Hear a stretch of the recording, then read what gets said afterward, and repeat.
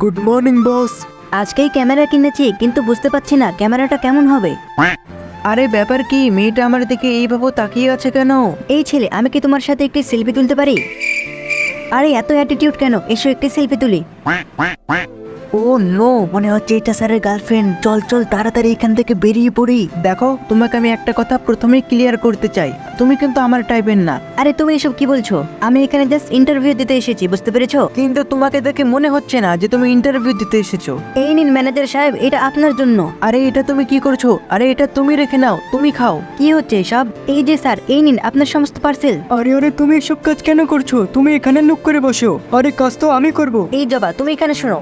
আচ্ছা, ওই মেয়েটা কি? আরে ম্যাম, আপনি জানেন না ওটা তো আমাদের বসের প্রেমিকা। স্যারের প্রেমিকা? আর আমি জানি না? এই যে ম্যাম, আপনি এখানে আসুন আর বলুন আপনার স্যালারি কত লাগবে। আমাকে কি তুমি 5 লক্ষ দিতে পারবা? আরে ম্যাম, 5 লক্ষ কেন? এই নিন 5 কোটি। অ্যাসিস্ট্যান্ট, তুমি এসব কি করেছো? একজন সাধারণ কর্মচারীকে 5 কোটি টাকা কেন দিয়েছো? স্যার, ওটা তো আপনার গার্লফ্রেন্ড। আরে তুমি এসব কি বলছো? সে কেন আমার গার্লফ্রেন্ড হবে? আরে আমি তো তাকে চিনিই না।